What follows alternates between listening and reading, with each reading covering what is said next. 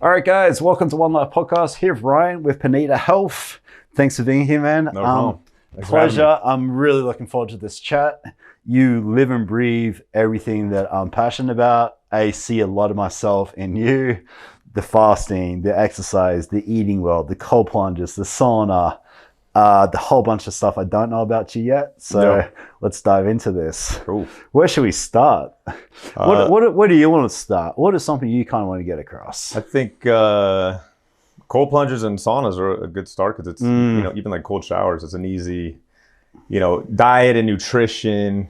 That gets a little more complicated and it depends on the person, but I think everybody can benefit from biohacking and, cold showers, saunas. Let's start with the cold. So the cold does a lot, it's, and you don't have to do an ice bath. You can just start with at the end of your shower, your typical shower, just do a minute of cold, all the way down to cold. That's what I usually have my clients do when they're first starting out. But it's free, you're going to take a shower anyway, so you might as well get some more benefit out of it. But yeah, the cold is, they're showing it raises dopamine levels because you're putting up physical stress. Anytime you create physical stress, like working out or doing a sauna or cold, anything that's stressful to your body is going to release endorphins.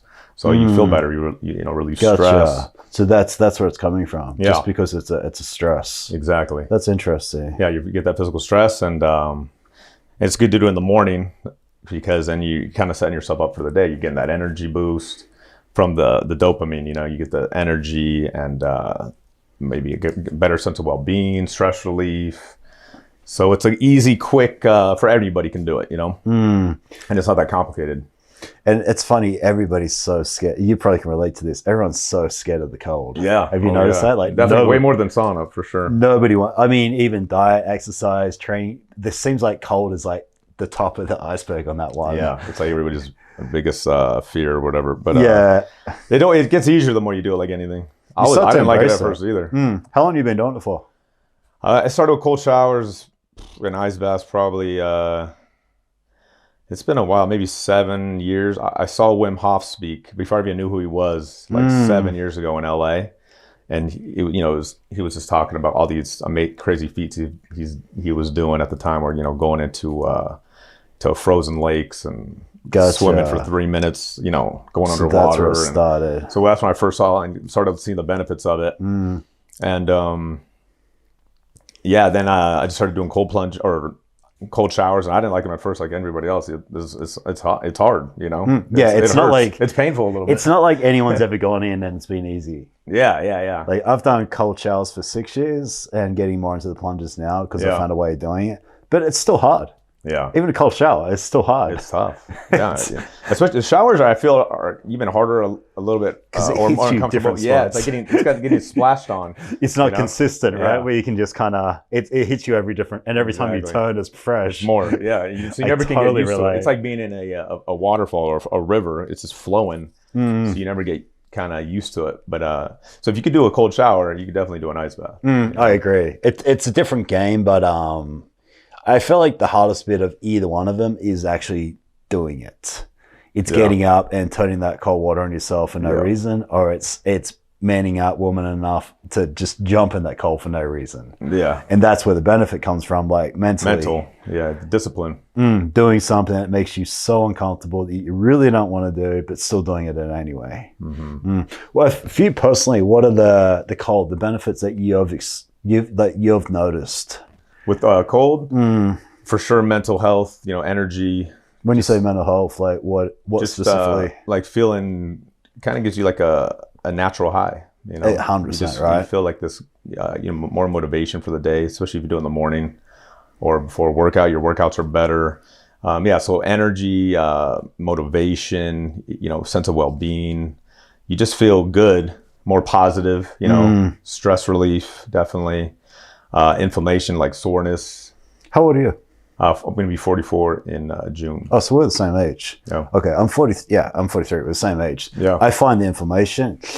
Yeah, definitely. I have a little bit of tendonitis, have a little bit of aches and pains, and afterwards they all disappear. Yeah, it's gone. And when you do it on a consistent basis, or you do 2 in one day, you feel really damn good. Yeah, even when I was like early 30s, I would get like lower back pain a lot when I was driving. Okay.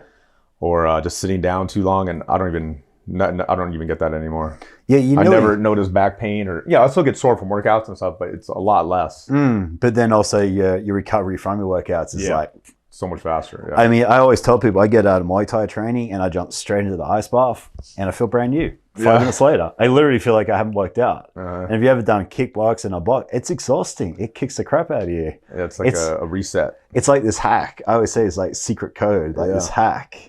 And a lot of people don't realize the power of it, because they think it's tough and it's hard to do. But like anything, it gets easier the more you do it. It's still not comfortable. It never gets comfortable, but the benefits outweigh the uncomfortable 100% part of it. Did you find yourself not getting sick anymore? Is that something you've noticed? No, I still get colds here and there, but I definitely noticed with everything too. But just being improving your health in general, you don't get as sick as long. Maybe you'll get over it faster. Yeah, it won't be as brutal. You may be a lot lighter. I don't get like really sick like I did when I was in my 20s. Did you get COVID? I had COVID. Yeah. Did you have any a couple symptoms? Years ago? I mean, it was like when it first started. Okay. I can't remember if I got tested. I think I did. Did you actually get sick from it, or? Yeah, I did get tested, and I did have it. Yeah. But were you sick, or you just had it? No, I got sick. Really? I got the fever. It was for one night. I remember I had a fever and headache, runny nose. It was like a couple days. Nothing crazy. I was just curious because everyone in my house had COVID and I didn't get it. And I haven't been sick for 6 years. I haven't had a cold. I haven't had anything. And to be completely honest, what I can say is, like, my girlfriend would be dying for 5 days. Yeah. And I might just have this little sniff or this little like tickle in my throat. But that's as far. Yeah. So as far as that immune system, it's not why did it, but it definitely works. It makes it a lot stronger, It definitely like I works. said, I'll get a cold every once in a while. And it's it's super light for it's just a day. so mild, I'll get a little nasal congestion or something, maybe a day, 2, then it's gone. You're still fine. It doesn't knock you out for a week. No, which is sometimes it's not good. My wife gets mad at me because if I have a cold, I feel fine. So like I know I have a cold because I feel a little different, but I can still function and do everything. So I still want to go do something. She'll get me. She'll get mad at me and she'll want me to stay home. You need a rest. Like, yeah. That's why you need a good woman. By the way, she's amazing. Oh, thank you. She was amazing, man. I love talking to her. Had a great conversation with her, and everything she told me. Yeah. Ryan taught me this. Ryan taught me like I got to talk to the source. I got to talk to the person who influenced her. She's taught me a lot too, especially with lifting weights and has she really fitness, and definitely. So we help each other out. I want to kind of touch on you for a second. Why are you passionate about what you do and helping other people? Where does that come from? I think I want to help people with there's a lot of people are suffering needlessly. That's a tough word for me. Yeah, so it's not everybody, of course, but there are millions of people out there who don't need to be suffering the way they're suffering, in with some health, ways, mental right? health, physical health, stress, not sleeping right. So all aspects of, health in general. Whereas you and I don't really suffer from any of that, and we feel really good, and we're getting older, and we still feel the same as we did when we were young. And honestly, a lot of people could do that. Not everybody, of course. No, it's but it's very small, and like 60% are overweight. Talking about career, 80% of us hate what we do for a living. 8 out of 10 of us living paycheck to paycheck. And I got to be honest, like, you've inspired me a lot by watching what you do, where I can see myself kind of doing something similar. I think between the podcast and I don't want to be a personal trainer. I've been there, I've done that. Yeah. But as far as if I could get to a deep why, it's like you literally hit the nail on the head. There's so many people suffering unnecessarily.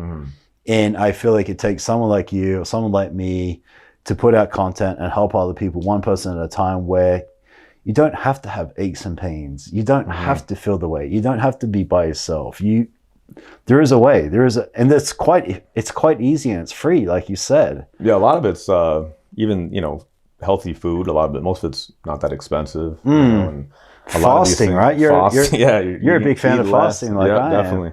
Yeah, so a lot of the stuff doesn't cost a lot of money. It's just the main thing is just breaking habits and creating good habits that are gonna and just last that for the rest of your life. The awareness that those things are out there. Yeah. And then being open enough to like, hey, why am I to jump in the cold?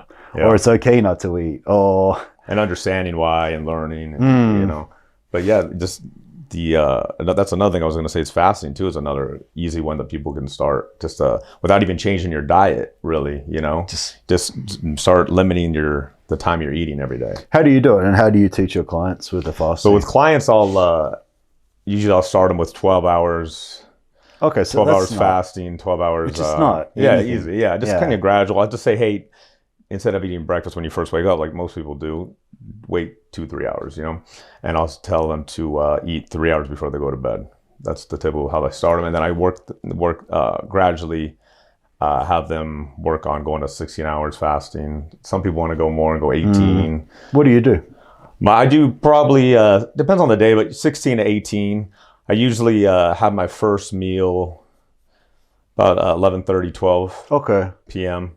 So mine's about 4 and I wake up at like 5:30, 6 a.m. Okay, so that's, So it just depends if I eat really early the day before, if I eat like dinner, let's say I had an early dinner like at 5, then I might eat at 11. It just kind of depends. It also depends too when I work out. Do you find the more you do this stuff, the more intuitive you get with your body? And your body will tell you when it actually needs to eat opposed to when it's supposed to eat. Yeah. Oh, yeah. Yeah, you feel it. It's more like before you came, I noticed myself starting to actually get hungry. But it's like 3:40 in the afternoon. So I haven't eaten yet, but after this, I'll eat. Yeah. So I'm generally fasting probably 20 hours a day, and I'll do 1 or 2 meals. You do 1 or 2 meals for the 4 hours, right? Yeah, and I mean, that's just what works for me. Did I start there? No. Will I continue to do that forever? No, but it's a tool in your tool belt, right? Yeah, and everybody has different, biochemistry, so whatever you feel comfortable with. And it's not, honestly, we don't even have to eat every day like we think we do. But because we never used to in the past, right? Yeah, it's more we've created habits, and we need to drink water every day, but food we really don't need every day. What happened a couple hundred years ago? We ate when we could, right? When you but if you got an animal, or you could forge and found good. Animals do it. We've done it forever. Yeah. But somewhere along the line, if you're not eating 6 meals, you're not eating every 2.5 hours. Yeah. You're going to drop dead. You're starving yourself. Yeah, because you just get more like an addiction. We just got since childhood. We've been eating 3-4 times a day, and the media is just fed to us at the same time. It's the most important meal, or breakfast is an important meal, but breaking the fast, you're just breaking your fast. It can be at any time. It doesn't have to be in the morning. When you first wake up. I love talking to you because you're so rare. And you're so unique, but you're right up my alley. So breaking the fast, all that. I love hearing that stuff. Yeah. How is so I would ask you this: how's your metabolism, and how's your the cold plunges? Have you noticed increase in calories burnt? Have you noticed metabolism being higher? Yeah, definitely, especially with the cold and significantly, saunas, right? Yeah, like that's why I've done like long period fasting before. Like I think the longest one I did was 10 days. Oh wow, that's a long time. Green juice, mostly just vegetable and water. Yeah. But the problem is I just lose so much weight so quick, because my metabolism's through the roof just from exercising too and constantly doing So you're doing the cold while you fast. Yeah, but even my metabolism's high anyway. Yeah. Even so, if I did like a fast next week, I'm going to lose I'm going to burn a lot of calories or burn a lot of fat, like everything, because my metabolism's so high from doing these cold plunges all the time and saunas and working out. All that raises metabolism. So it's definitely. I tell my clients that too. Yeah, you can lose weight just by jumping the cold. Yeah, by doing cold plunges. It literally cranks you. It's like the Oura Ring. Yeah. I wear that. Sleep, and right? It helps with sleep. Sleep. Or it checks your sleep, right? But it tracks your calories each day. And since doing the cold plunges, oh my God. Oh, it's showing you how many calories. Yeah, it's telling you how many calories you burn. So like for me, if I have a normal day, I go to the gym for an hour, I do half an hour cardio, I'm burning 3,500 calories. If I don't go to the gym and I don't do cardio, but I do 2 5-minute cold plunges, I'm burning the exact amount of calories. Yeah. Exactly the same. Because your body has to reheat, especially if you don't get go into a hot shower after the cold plunge or sauna, your body has to warm itself up. That's what the shivering That's it creates that thermos, right? And that's where the calories, and that's what I noticed. I'm like, I'm burning the same amount of calories not going to the gym and not doing cardio. Yeah. So if I ever like really tweak my diet and go to the gym and do cardio and do two cold plunges, I'm easy getting over 4,000 calories. Mm-hmm. It's like a cheat code. Yeah, it's true. It's crazy. The little things like that can, if you're looking to lose weight, especially just fasting, intermittent fasting, and doing a cold plunge or a cold shower. Maybe we need to write a book on that, like cold plunges / fasting. Yeah. And that's it. That's saunas. What benefits saunas? Why you do it? Sauna's kind of similar with the cold plunge. The mental health for sure. You feel kind of like you just feel good after, like sense of well-being. You do, don't you? Any stress or angst you had before kind of melts away in the sauna. Do you think it's like a good detox for your body, the sauna? Yeah, I mean, you sweat. There's different studies on that where it's always been thought that you're burning or you're detoxing like crazy with the sauna, but now they're saying maybe you might not be detoxing necessarily, but you're still sweating, and you're definitely getting rid of excess water, like water weight and that type of thing. I'm not sure on the detoxification part. Some people say, or some studies are showing you are, some you're not. So I don't really necessarily just do it for detox. It's more for, like I said, mental health, inflammation. It's great post-workout, after lifting weights, going to the sauna, you're, raising your metabolism. I noticed too, if I'm very, after the gym for a couple of days, you get very stiff and sore. I find a sauna will it's the same thing. Inflammation. You just get like really nice and loose. It's good for circulation too. That's why you feel like loose. Oh, you think that's circulation? Flow. Yeah, it's great for cardiovascular and just circulation, blood flow. It's great for that. Do you do the hot cold rotation sometimes? I do that a lot. I do I'll jump in my cold plunge first, maybe 3 minutes, and then I'll go in the sauna, warm back up, maybe do like 15, 20, then end it with cold for another minute. Okay. And it's funny you say that, and I love hearing you say that. It's always starting with cold, always finishing with cold. Yeah, you got to end with cold. Yeah, you always got to end with cold. And that's like close your body down. Yeah, it's easy to end it hot. Yeah.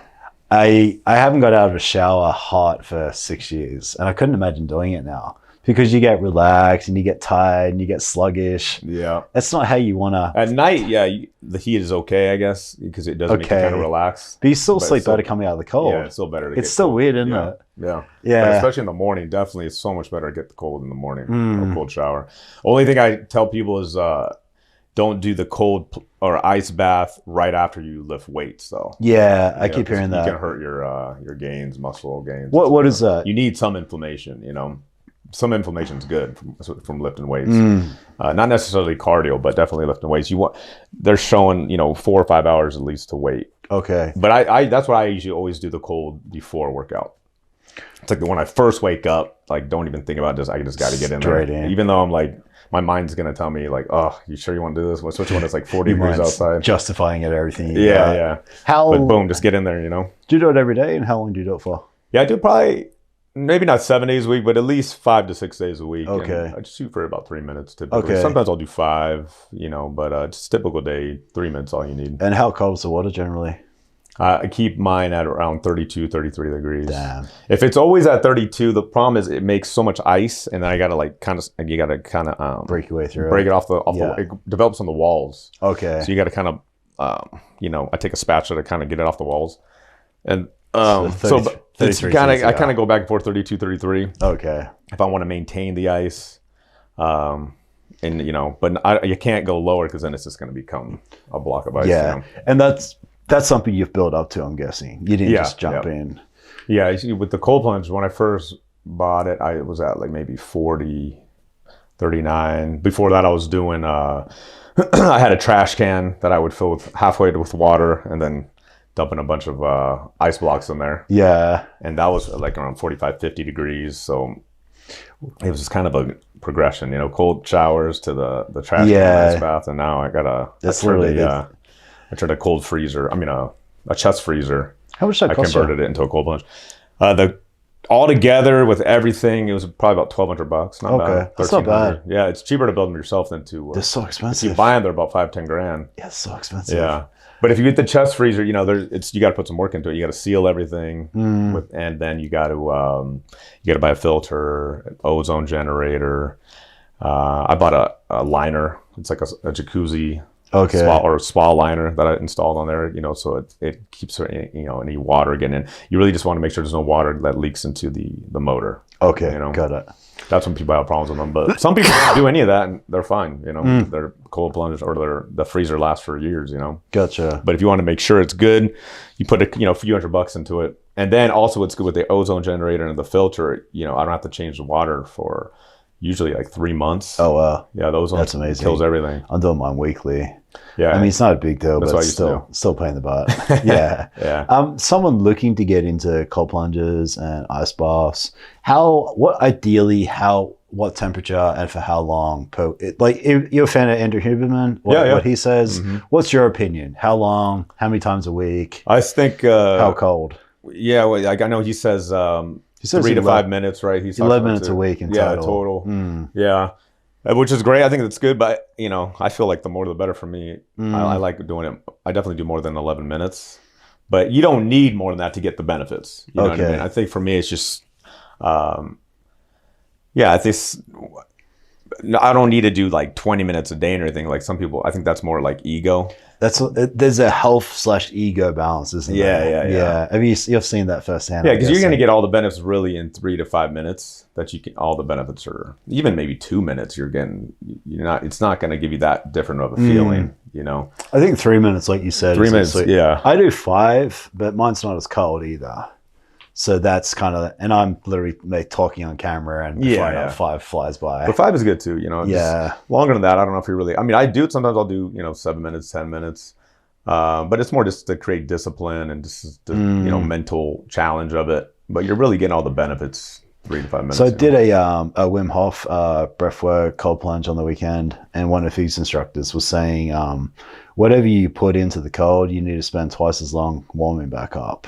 Yeah. And that's, you can probably relate. Yep. Yeah, you probably relate if you got somewhere to be or something to do. Yeah. You need to be in a functional state. Yeah. So it's one thing to do 15 minutes, but it's going to take you half an hour to warm up. Do you have half an hour to warm up? You got to have the time to do all that. So if you do a 5-10 minute cold plunge, it's going to take a while. Especially if it's cold outside too. It's wintertime. The mistake but something I do is I drink cold coffee. So I do my cold plunge and I'm good, and then I go drink an icy coffee, and all of a sudden I'm cold again because I'm cold on the outside and the inside. I'm like, that's silly. But then you're shivering, right? Yeah, I start shivering in the coffee. You're gonna work out with all the shivering. But yeah, that's why you could do I'll usually jump around, move your body. That gets you warm up. You could always, if you got a sauna, jump in the sauna for a few minutes to kind of get warmed up faster if you want to. In the summer, especially in Vegas. Yeah, you probably look forward to it, right? Yeah, it's great. You go in your cold plunge and then I'll go outside and it feels great. I hate the heat in Vegas, so I'm looking forward to jumping in the cold. Yeah, it's awesome in the summer. Because it's so hard to find cold water. Yeah. Lake Mead's probably the only place you can get cold water in Vegas. And the river too, Colorado River. And even in the summer, it's like 50. Yeah, it's literally 48 degrees, 50 degrees. Yeah, because it's moving, so it's cold even in the summertime. So the cold plunge is great for summertime because even if it's in the afternoon, sometimes I'm hot. I've been out all day doing stuff. I'll just jump in there and now I feel good again. Yeah, you kind of, I love brings that body temperature down. I love the word you said, like reset. Yeah. As far as like what are you exactly as your career? So I do nutrition, health and nutrition consulting. So that's what most of my business is one-on-one consultations, and I have programs. With, I always working mostly with men. Guys 30s and above, business types, professionals, CEOs. Is it like more high profile people, would you say? Or not always. I think I get along well with like the business type guys, I'm better with the guys in general, over 30, sales guys. I think because you relate to me because I did that too. I always did sales, and I was always, I kind of was in their shoes, working in the office. Okay. And I know the stress of it and all that. So if I'm a new client of yours, what is the agenda? What are you looking for? What type of conversations are we having? What type of direction are we going together? Well, first I'm just figuring out what the main issues are, like what's causing you distress? You know, what's your pain points? What, you know, are you overweight? Maybe are you not sleeping well? You stressed out? So kind of figuring that out. And then for the one-on-ones, I'll design a program based on what they're kind of what they need. So figuring out the pain points first. And getting kind of, you know, of course, usually a lot of guys come because they want to lose weight. That's like usually the first big thing. Yeah. And we'll work on that. We'll, you know, get them, figure out the nutrition, get them on the intermittent fasting schedule, supplementation, superfoods, and then we'll start picking away at, and you know, it's like you start here and you kind of keep going, and then we'll get them into the, you know, the cold plunges or cold showers and meditation, breath work, you know, fasting, and just, you know, it's a whole the whole gambit of health, you know, just trying to rewire everything, rewire their brain to where it's not just like a diet where they're going on a diet for 3 months. It's a lifestyle change, creating the habits. The habits, like you said. And then it's easy. Once it's in your brain and that's who you are, you don't have to think about it anymore. It's just, that's how you live your life. You know what works for your body. You know, the food even starts tasting better. Like when you start eating the certain foods that are better for you. Maybe at first they don't taste that great, but over time your taste buds change. Your taste buds get smarter, and that food starts tasting better. So it's not like it's a struggle. It's not hard to do, you know. And then when you have the bad food, then it makes you feel sick and you see the difference. You see the contrast. But when you're in it, you can't tell, right? Yeah. That's who you are, and that's how you're living your life. So it's the more you get into it, the more you change these habits, the easier it becomes to maintain that, you know, and to keep improving your health. And we were saying, what were you just saying right now? I was going to say something about we were talking about the foods taste. Like when you eat something bad, how like it makes you sick. The contrast. So nowadays, if I eat something that, like say I want to do a cheat meal, which I think is the reason I don't really necessarily do cheat meals is because I don't want to feel like crap. It's almost like drinking a bunch of alcohol and having a hangover the next day. Do I want to like kind of take my natural high down, you know, and feel like crap the next day if I ate something? It's hard to explain that to somebody, right? Because like when you're eating crap and you're eating pizza, you can tolerate a whole pizza, 2 pizzas, and you feel fine. Yeah. As soon as you start eating clean for a couple months, and then you have one slice of pizza, you're like, oh my God. Like, but you're feeling better, that's why. So now you're actually noticing the difference. Yeah. I think if you're eating a typical American diet every day, you don't notice that you're not maybe feeling that great. That's just who you are and how you feel. But once you start cleaning up and improving your health, and you start feeling better, your mind starts working better. You start, you know, your hormones are increased, your testosterone's going up. You know, your brain's working better. So you'll start feeling better. And then when you go back and eat something that's not great, or you drink too much alcohol, you're really going to notice a difference now, because you're kind of living at a higher level. Yeah, I like that. Mentally and physically, you know. If someone comes to you and they're suffering from everything.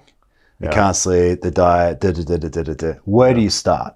What is the first thing that you... For sure, nutrition. Okay. Yeah, you gotta... What is that? Just basic stuff. Like I'll get them you know, like I was telling you about, maybe just 3 hours after you eat, try to don't eat before 3 hours after waking up. So just a and base. 3 hours before you go to bed. A base bit of it's kind of gradual thing. Unless the person is really super gung ho, most people, you know, you can't. I don't want to throw it in too much, where then it just becomes like a diet. Like they're just overwhelmed. Yeah, it's better to just gradual, you know, basic, keep it simple, and create the habits. You know, so for somebody that's got a lot of things going on, nutrition's good because it helps with a lot, you know. Maybe cut out, like for a lot of people, most Americans are eating too much sugar, or maybe too much bread, you know. Those are easy just to, instead of, you know, so slowly have them cut back on the sweets. Okay. And maybe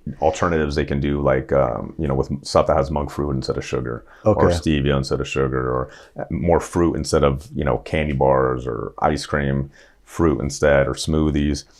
And instead of maybe typical bread, you have them do maybe something like gluten-free bread, or, you know, they could, you know, rice cracker instead of a bread. There's so many alternatives now. It's so much easier. Keto bread now. They got so many alternatives out there. So it's getting a lot easier.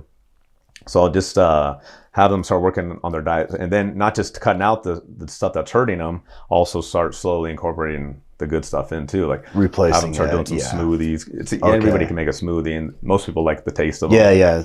Okay. Most people won't eat a ton of greens, but if you put a bunch of greens in the smoothie with some fruit, that's and what I some coconut do. water, it tastes great. You know, half a bag of spinach a day in my smoothie. And now but am I going to sit there and eat half a bag of spinach? Probably not. Yeah, it's easy. You just drink it down, super easy. So I'll have them start doing smoothies because that's easy. Even if they don't have, a lot of guys I work with too.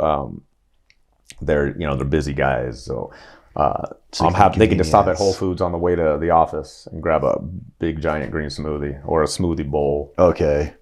So yeah, have them start incorporating the good stuff in and slowly starting being aware of the stuff that's not. Okay. Help them at all, like sugar, bread. Those are two biggies. I like that. Yeah. More of a personal question, if you don't mind. Yeah. Your family, your environment, you're living, breathing this health. Your wife's doing the same. Are your parents, your family, sisters, brothers, are they on the same page? And if they're not, is that hard to have all this information and feel so good and not have the influence on the ones that you care about? Well, yeah, I think my family's doing pretty good, actually. They Is that because of you? I've helped, definitely, my parents for sure have listened to a lot of stuff that I've told them over the years. That's good. And they eat really clean. They kind of do kind of like a keto, I guess. Like they do mostly, just chicken and, I think a little bit of red meat they eat, and then fruits and vegetables. So they've got a lot better from years ago. For sure. Awesome. We were all, I used to eat horrible too, all of us, Did you really? Since we were kids, it's just how we, typical American diet. Yeah, I was just wondering, because I know myself, a lot of this information, I feel so good, but people look at you like, you're crazy. Well, yeah, at first, I remember when I first started getting into it, they thought it was kind of crazy. Especially fasting. They thought it was going to wither away and drop dead, right? Yeah. It's pretty, the stigma on fasting is, and honestly, even when I was there, I got a friend who's a lot bigger than me, and he eats less than I do. And I always told him if he didn't look the way he looked, I would have told him he was crazy. But he's this big, buff dude, and he's lean all the time. So I listened. But if he wasn't looking like that, I'm like, dude, you're crazy. Yeah, you might let. So I might not have listened. You got to lead by example. Yeah, but yeah, all my brothers too, sister. Yeah, they're all. They do. Yeah, they're not at unhealthy people at all. No, that's good. I was just going to say, it's got to be hard if you got the information and you see someone become a diabetic, or they're overweight, or they're suffering from pain, when you're like, you don't need to. If you would only just listen. Yeah, I have friends and, maybe, other family members, like not direct, not like my parents and brothers and sisters, but cousins and stuff that I could probably, it's just hard. They got to want it, You gotta want it, right? Friends too, like a lot of friends at my same age, but they're just typical American guy, just eating the way, so of course they're not going to be feeling their best, but I'm trying not to push people unless they really want it, because it's like, your whole food and your lifestyle is, it's hard to break these habits. You really got to want it, and then if they want it, then we can do it, Your close friends, are they more like you? Yeah, I got some buddies that are pretty into the cold stuff. They think like you and eat really good and all that. But then I got buddies that that are just typical, just so everything, And I don't think there's anything wrong with that. I think it's just everybody's on their own kind of path. And I think it's understanding what conversations you have with what people. Yeah, I have my drone buddies, my one wheel buddies. I have buddies like you who live and breathe the crazy stuff. So it's just learning what to talk about with what people. Yeah, and as you get into certain lifestyles, you meet people like that. So of course, over the years, I've made a lot more friends that are into health and fitness type people and all that, and biohacking. Getting cold for no reason. Yeah. But before I was into this, maybe I was always into fitness since I was a kid. Yeah. So I've always my friends were always into fitness. All my buddies always, were workout guys or athletes. But once I started getting into real health, and all that, that's when you start, you start meeting those type of people too. Okay, yeah. So where America, Australia, where's everyone gone wrong in the health, and what needs to happen, you think? With the health system, or no? Everyone's unhealthy. We're all dying younger than we need to. top 3 killers: diabetes, heart disease, cancer. Yeah. Where are we going wrong? What do we need to do? I think big thing is exercise for sure. People need to exercise every day. You feel like we're not moving enough? Yeah, people aren't moving. You know, most people are sitting in an office all day, or they're just sitting down at a desk. We're sedentary lives. So moving more, even just walking, 20 minutes of walking, something every day, but try to do something every day. Ride a bike, walk, yoga, lift weights, martial arts, kickboxing. Just find something you like to do. That you like to do. Yeah, and do it every day. I love how you say that. You don't have to be a fitness god or something. Just move your body. That's why I tell everybody not everybody's going to be into going to the gym. So just go walking. Yeah, and I feel like there's a stigma that if you exercise, you got to go to the gym.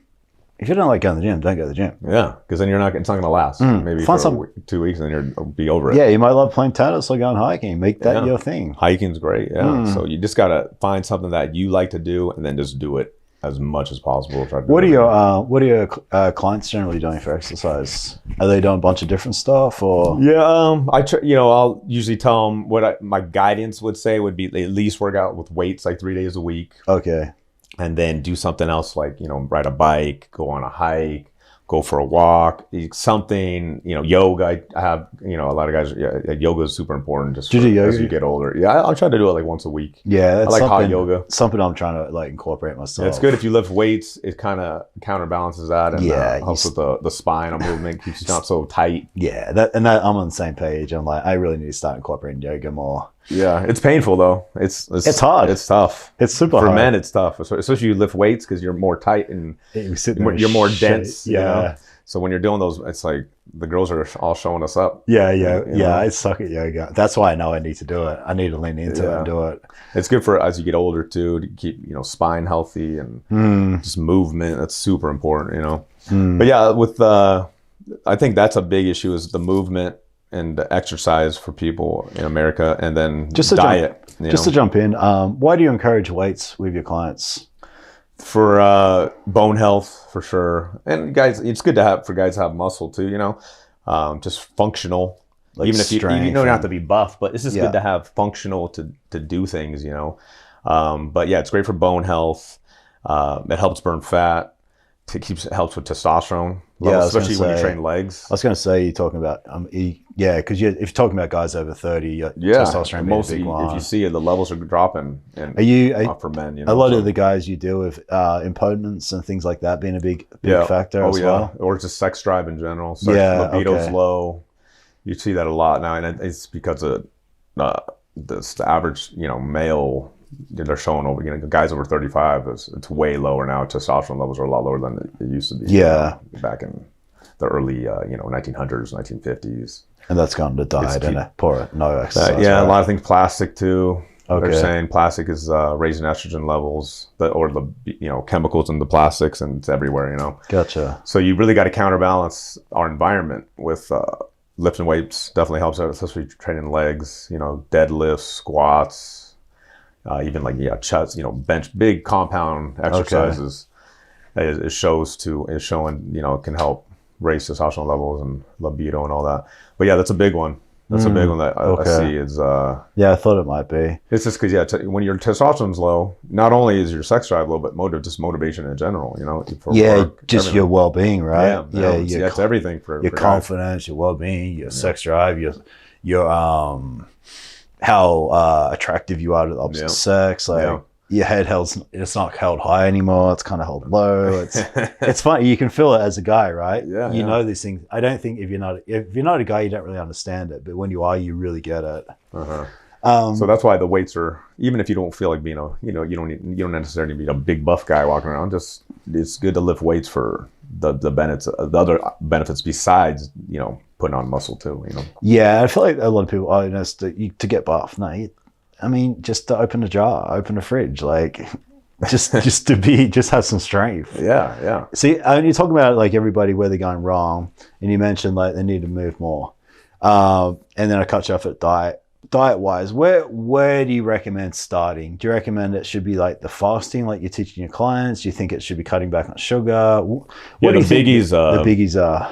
Definitely the biggest would be eat less hours a day. Okay. Don't eat Starting right away. at 12, you recommending? That'd be great if it's, or, trying to shoot for 16 hours fasting. Okay. That's and just build up as to a that. general rule. Yeah. 14 to 16 hours of fasting is a good, if you could get there, that's great. But start maybe at 12 and just work your way in, and that's easy because you don't even have to change your diet. Don't eat late, especially like right before you go to bed. Try to eat 2-3 hours before you go to bed. That's a biggie.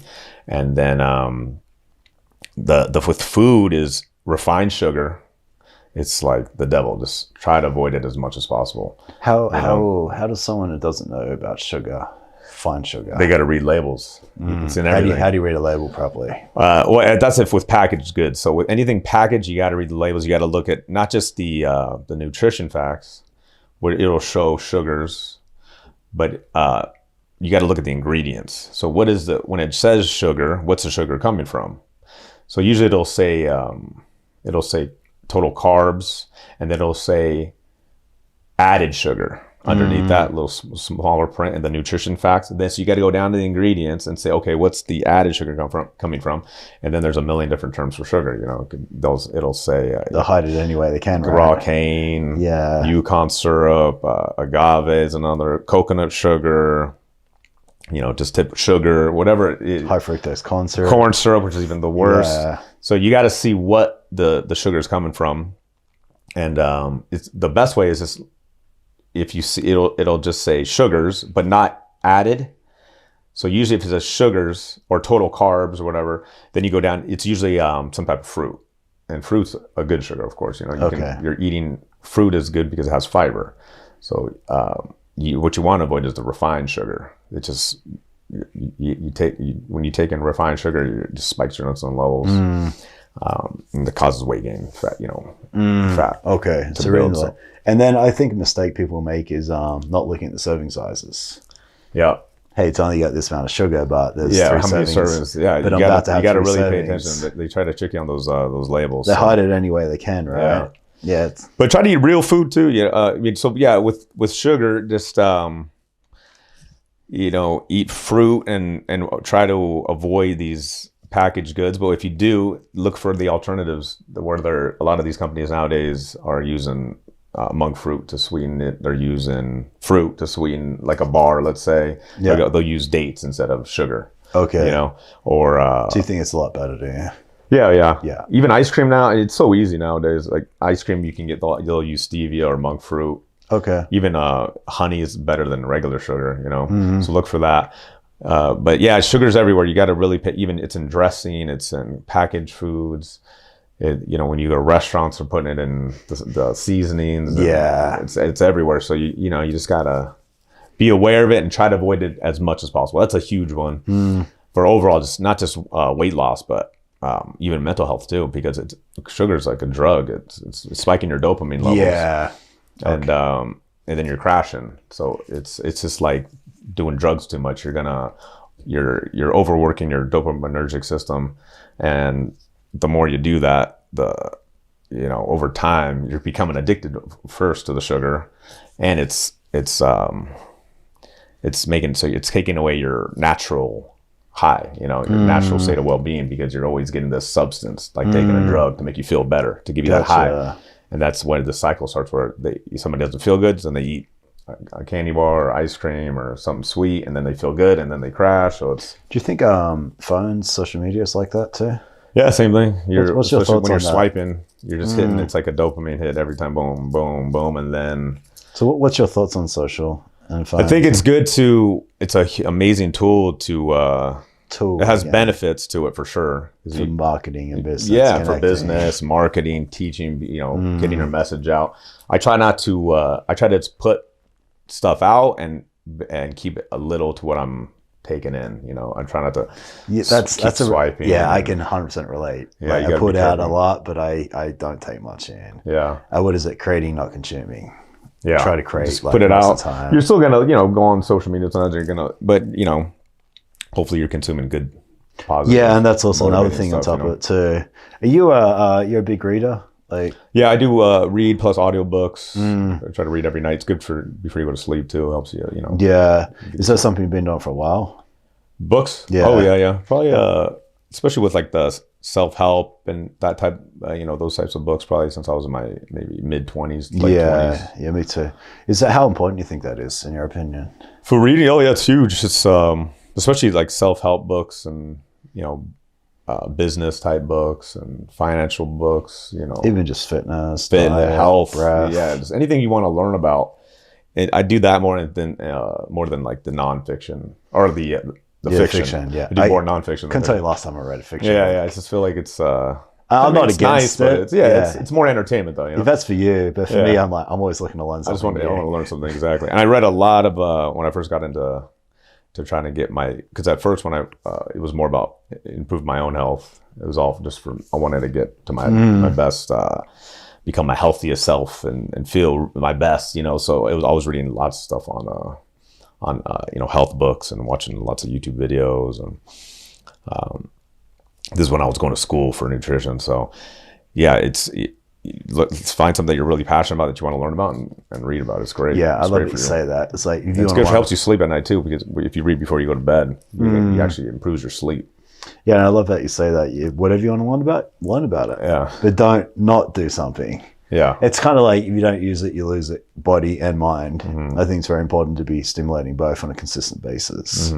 What's your thoughts on like TRT replacement, things like that, growth hormones, testosterone? I think plain regular just testosterone is good if it's for some guys, if small doses of TRT. Yeah, I mean, I wouldn't tell like a guy to do like a cycle or anything, because you just more side effects and.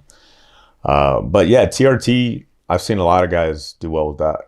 Very small doses, and make sure you're checking your blood every month or to 2 months, checking your estrogen levels too, because when you start taking testosterone, it could everything's also raise your testosterone. So you gotta make sure your estrogen levels aren't high. But that should be the TRT thing should be like after you're already improved your diet, you're working out. That's my next question. You know what I mean? That's kind of once you're doing that, could be as an added bonus right at the end, right? Yeah. Just if you want get your shit in line before you think about like. There's no magic pill, Testosterone is more of it's just like a supplement. It's a really good supplement, like. It's like creatine, but even better. It's a supplement. So if I just took creatine, even though creatine is a good supplement, doesn't mean I'm gonna get buff or improve my health. And what you're talking about too, if you get your diet on track, you're exercising, your testosterone may come back, and you might be fine. You might not need it anyway. Yeah. But guys in their 50s, 60s, sure, I think it's a super supplement, but you got to be smart about it and small doses. Make sure you're checking your blood levels and all that. But yeah, of course, first get your the stuff you can do on your own first. Get that, like the diet, stress under control, sleeping good. Sleeping's huge for testosterone, making sure you're sleeping right, getting your stress levels down, working out. Then once everything's good, and sure, if you want to do that as like a bonus to become an even, that next level. Yeah, it's just like a super supplement, really, is what it is. Talk to me about the sleeping. Why is sleep so important? So sleep, it's probably the most. It's right up there with drinking water. And breathing. Right? And breathing, yeah, exactly. So it's the number one. It's one of the. It's definitely like a superfood, like one of the best superfoods. You need sleep. Why is it so important, and why is it so cool not to have sleep these days? Yeah, so it's for your brain. Your brain is doing like someone was explaining to me like it's like almost like a cleanse when you sleep. Oh, really? That's interesting. Yeah, you're refreshing the neurons. So you need, it's for mental health.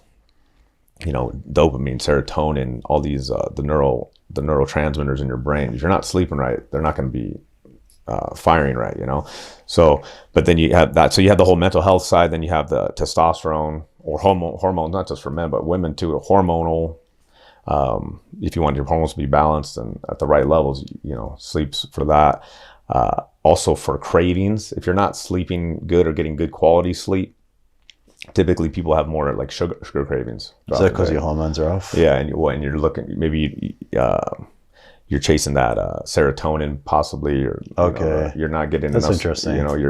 When you eat sugar, and it gives you like that kind of like that high, So when people aren't sleeping right, they're tired, they don't feel as good. And typically you'll have more sugar cravings. And then you get the caffeine addiction, and you get this vicious Exactly. cycle. What is the ideal amount of sleeping's sleep, you think? What's that? What is the ideal amount of sleep? I mean, it depends on the person, but it's more quality sleep. But typically, I think 6 to 7 hours is good if you're getting good quality 6 to 7 hours. Okay. Of sleep. That means I'm at like 8.5. I mean, yeah, it depends on the person too. That's my average. I don't know. I guess I'm lucky where I can go to bed when I want, get up when I want. Yeah. You have the freedom to do that. Yeah, right? I have the freedom. Yeah. So maybe. But yeah, so I mean, if you're even 6 hours is good. Sometimes I'll sleep 6 hours, but if I'm getting good quality sleep, I feel like I slept 9 hours. And you kind of wake up and you're good to go. Yeah, and I don't have an alarm or anything.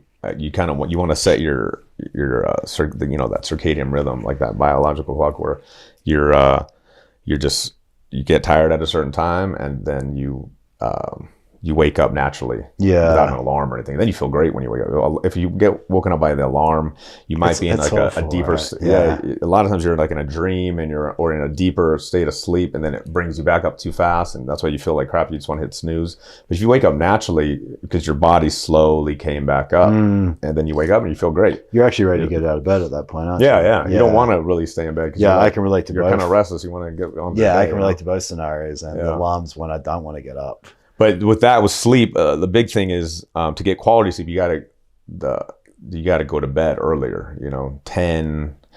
Even the best is probably 9, but that's tough. 9 p.m. to actually like lay down and to get ready to fall asleep by 9. But that's tough. But even if you're asleep by 10:30, that's good. You want the best hours, like the most quality recovery sleep time is 10 p.m. to 2 a.m. During those hours, we get the best quality, the deepest recovery sleep. This is the way our biology is. Since before lights and exactly. So you want to be the earlier. Like if you go to bed at 3 a.m. and you sleep 8 hours, it's way different than if you went to bed at 10 p.m. and slept 8 hours. That's interesting. I'm gonna have to test this out. It's more you want to get that 10 to 2 a.m. is huge for quality sleep. What time are you in bed by? I shoot for 10:30. Okay, that's not bad. Yeah, I usually shoot for that, and I'll if I do that, I'm up by 5:36. I just wake up. Gotcha. Naturally, That's really cool. So that's big, is getting to sleep at an earlier time. Also, lights. Lights in the house. You don't want a bunch of lights at night. After 8 p.m. They start dimming everything down. Keep it low, or use the red lights. A lot of people are doing now the red lights. Kind of prepping your body to get ready for that. Yeah, because you want to start craving melatonin. That's something I'm definitely not doing. That's something I need to probably. Yeah, it hurts the melatonin. When it gets dark, you start producing melatonin. That helps you fall asleep and sleep. So you got deeper. these bright lights on you. That's or at phones, TV. Yeah, that makes a lot of sense. Yeah, so you can do I have a red light filter on my phone. So if I want to read or whatever at night, I'll just throw the red light on. So it's only red. All the blue light's gone. Okay. And then I have the blue light blocker glasses I wear at night. Okay. So that you can. So even if you have lights on and you're watching TV or something, if you have those orange tint, have you seen those orange tinted lenses? They block the blue light, which is the blue light, like a typical light. Your brain thinks it's like the sun. Yeah. So when you have the orange filtered lenses, it's taking that out. So your brain thinks it's nighttime. Okay, and that's you interesting. Start producing melatonin, you'll fall asleep faster. So you're falling asleep easy, but there's a lot of guys out there who it's hard. They can't even fall asleep. A lot of people are out there now. Most people are suffering. Yeah, it's like they fall asleep. Maybe they're waking up every hour. It's people not being able to fall asleep, people breathing through their mouth, people sleep apnea, people insomnia. Like sleep is a huge problem. It's huge, and there's so many things diet, you gotta work on. Sugar. Yeah. All these things are not helping the situation whatsoever. But the little things is just going to bed earlier, cutting down on the light, maybe get some orange filtered glasses if you do have lights on, if you're gonna be on your phone or whatever. Not eating a couple hours before. Eating before bed, 2 to 3 hours before you bed, because you don't want to be digesting food when you're sleeping. Then your body's working. Yeah. So even if you're sound asleep, your body's still working, and you're not getting the deep rest. By eating well and exercising, you're not stimulated on sugar or caffeine. You're actually more exhausted come the end of the day because you've actually done something opposed to sat around all day to go to bed. So it all comes full circle. Yeah, working out. Getting your exercise in is going to help you sleep. I sleep way better the days I exercise, for sure. Oh, yeah. And you'll sleep deeper too, right? You know, deeper 100%. You personally, daily habits. I feel like you got a lot of them. Give me a little rundown of what you do on a daily basis. Daily, my kind of morning routine. Just you do the cold, you do fasting. What are some daily habits you've instilled? So definitely the cold plunge, either that or cold shower, but usually the cold plunge right away when I first wake up.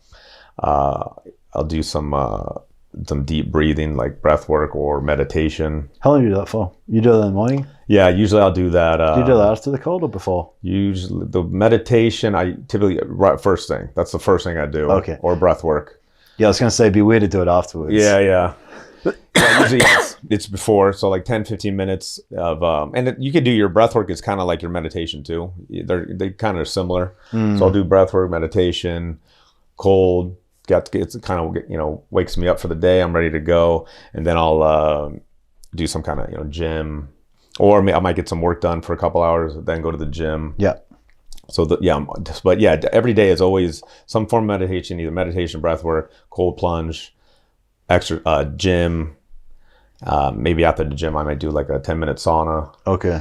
And then you're fasting on top of that. Fasting until, like I said, about 12. If I work out later, let's say I'm busy in the morning, I got a lot going on, and I work out at 11, 11:30, 12, then I'm not going to, I never eat before I work out. Me neither. Yeah, so I always make sure, so if I work out at 12, that means I'm not going to eat till 1 or 2, whatever. You're getting all those extra benefits by doing that. Yeah, but if I work out at 10, because maybe I got a client at 1 or something, it just kind of depends on the day. You got to really, everybody's gonna be different. You got to figure out your own schedule.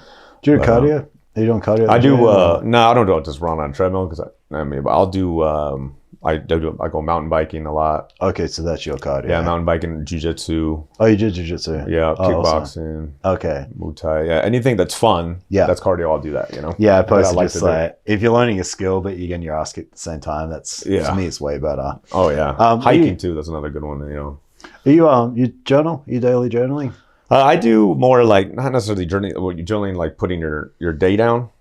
I mean more just like a gratitude goal type of. I'll do goals. Check-in. Yeah, every morning that's part of the routine too. Is I'll have my goals that I write down, and then I have my to-dos type of thing, to-do list. For business and for personal. Okay. And then gratitude is great too. I don't necessarily write down. I know some people do like gratitude journals and stuff. It's more like part of maybe when I'm doing breath work. Just like when you're present with yourself. Yeah, I'll do some thinking what I'm grateful for. Okay. All the things. It's powerful. It's really good for mental health to do that. Mental or think of all things you're grateful for. They show that there's so much science behind that. Okay. So yeah, I'll do. But yeah, what I'm writing down is goals and to dos.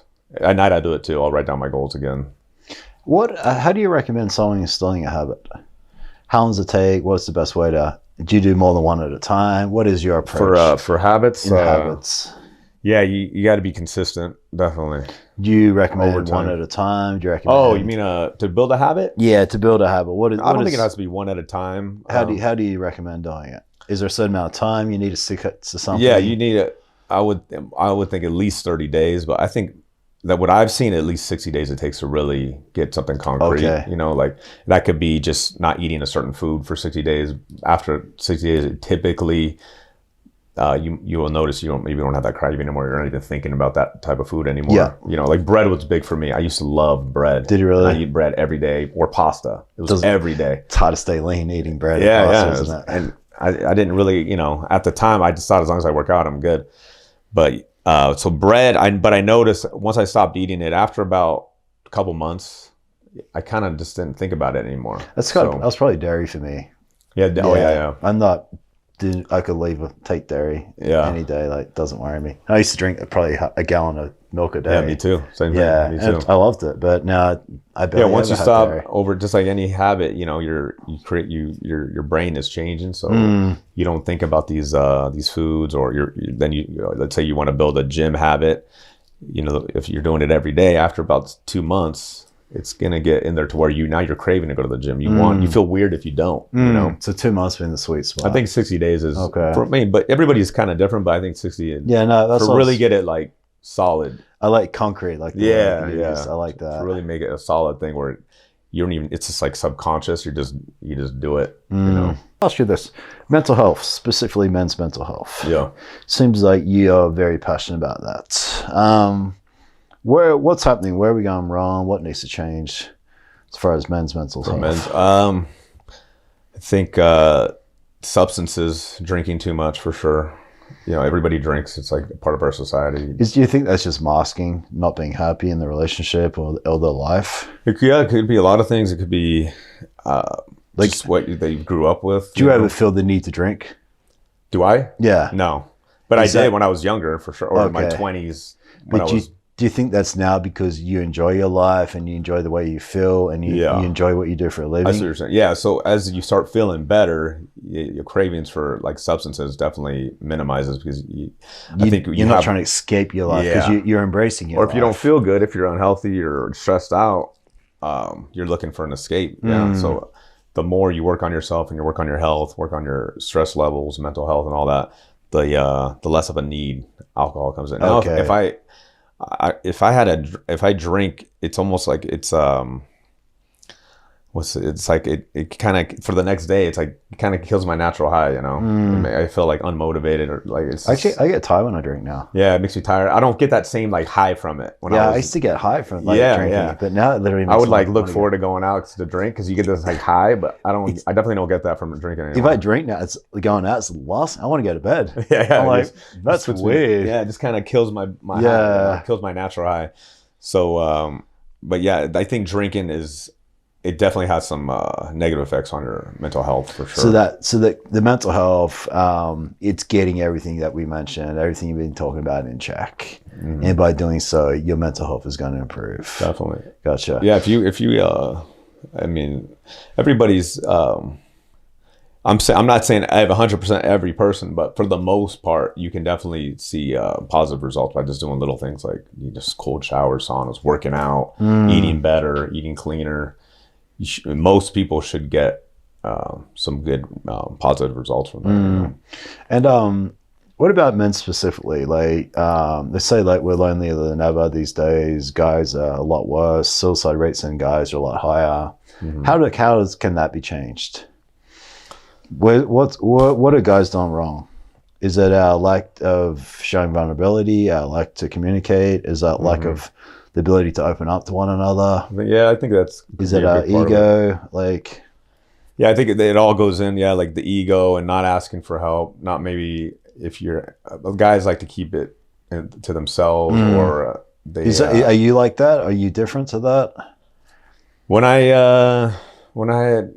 I mean, yeah, me too. I like to learn things on my own for sure and work on myself on my own. I never like hired a coach for the nutrition stuff. I went to school for it and stuff like that. But like when I was trying to stop drinking and I would, there's a time where I was taking like painkillers and stuff like that, really? Like going out, socially, drinking and all that. I never when I wanted to stop doing it, I never looked for help. I just kind of did it on my own. Okay. So I think a lot of guys are like that, but, you got to have the motivation to really do. If you want to do it on your own, you got to have a lot of motivation. You got to put a lot of research in and time and discipline. So I think it's good for guys to go out and talk to, get help, reach out, find coaches or friends or groups. Why do you think we struggle with that? I think it's ego. Guys want to be tough. And do you also think it's like what we see, like monkey see, monkey do, like your father type of thing, like you see the way your dad was, or what do you think that? You know what I mean? Like, you think it's movie stars, like the big macho persona? What is that? Why do we lack the ability to communicate? I think it's like, I know the ego being a big one, but like maybe guys aren't as open with their emotions as much. You think we're scared of someone's maybe opinion? Looking weak? Yeah, opinion. Yeah. In your opinion, all that what do you think that is? I don't know. Because I mean, you're a man's man. You're like the alpha. You're this guy who does everything by himself, leads by example. Yeah. So I mean, I think it has to do with guys like to they don't want to look vulnerable. emotional. They don't want to look like they need help. You know, they don't want people to think they're weak. So I think that comes into it with, when a guy has an issue and, you know, guys that end up committing suicide, I think that's a lot of it is maybe they didn't know how to get the help or who to ask or how to ask for it. Yeah. They didn't know what to do. Their brain wasn't working right for some reason, you know, and they didn't know how to fix it, you know, and so. What do you think a guy can do to help other guys as far as like knowing that they can reach out to a friend, or what do you, like you and I, for instance, like what can we do to help other people realize that it is okay to ask for help, that you can call, or not just you know, telling the person, I think talking to them and say, if you ever need help, let me know. It's not easy, right? Yeah. Like for me, that's not an easy thing to come out and say to my friends. Yeah. Like, is it for you? But you got to notice if maybe they might have an issue with something. You just let them, hey, if you need help with anything, or if you ever need to talk, let me know. To be a little bit more aware with your friends. Yeah, and I was just curious in your opinion on that. I just see a lot of myself in you, and I was like, I bet you have the same kind of struggle to communicate that. But guys got to want it, you know. If they want it bad enough, they're gonna reach out. But yeah, it's if you tell somebody that, hey, I can help you change and do this, and they don't really want to change or they're not ready, you know, it's just gonna push them away. So you it's kind of, there's a balance with that, you know. But it's good to let people know you're there. Yeah, and I like that. You know, I like that. Yeah, you know. And then just finally, your Instagram, you got 100,000 followers, amazing following. How'd you do that? How long did it take you? I've been on Instagram since like 2012. I mean, that's a huge following. That's amazing. That's a huge impact you're having on people, and all your stuff is positive. Yeah, I just post a lot. You know, you got to be posting a lot, and the ads are good. Doing podcasts like this, you know. Is it you providing value and helping other people, and that's what's helped? I think I try to I don't put necessarily like too much personal stuff. It's all about just anything I can, you know, any type of value. Value I can give people. Okay. And I think people like that, and they're gonna, you know, if it's recipes or stuff about cold plunging, I'm trying to give people benefits that they can use in their own life. Yeah, things they can do, habits they can create, and I think that's what gets people to want to watch you more. You know? No, I love that. They get the value, you know. And then, what is some of your clients? What are the best things you've ever done for someone? Some standout stories where you're like, I'm so proud of myself because I was able to do that for that person. Well, one of my, I got a few of those, but one of my first clients was actually my buddy. He was one of my best friends, and he was overweight for since he was a kid.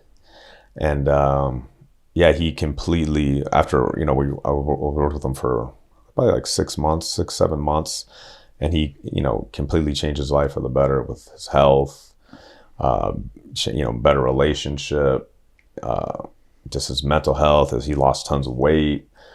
So yeah, it was cool because he was my best friend for years and years, and it was one of my first clients because when I first got out of school, he was like the first one to ask me that he wanted help, you know, and to get his health under control and all that. So that was a good one. But yeah, I've had guys that just typical, you know, business type guys, never worked out, you know, always typical American diet. And then you know, I had a guy that fasted on a green juice and water for he did like 30 days. One of my clients did like 30 days. That's probably the most. But he, you know, that was crazy for, you know, to see that, because he was so motivated, and he lost tons of weight, lost mostly fat. He didn't really lose so much muscle, and he was, you know, lifting weights too and all that. And he, his face his skin looked you know, better. He just changed his whole appearance, you know, his energy went up. Libido, sex drive, all that. That's cool. Yeah, so it seemed like, you know, it just depends on the person, what they're, you know, I've helped guys get off drugs and and that's big too for me, like that, you know, because that's a life changer. Like get off addictions. Yeah, addictions, because it holds people back so much. So yeah, I've helped a lot of people with the addiction stuff. What about as not far just as food, but, you know, pills, drugs, alcohol. Someone as far as you've helped them on the health side, and then that's translated to confidence with, like, say, dating, relationships, or business. Have you done the opposite? where you get someone who's overweight and unhealthy, but now Okay. they're healthy. Now because of the healthy, their confidence has gone up and they've started a business, or they're dating the dream girl, or something like that they didn't think they would ever be able to do.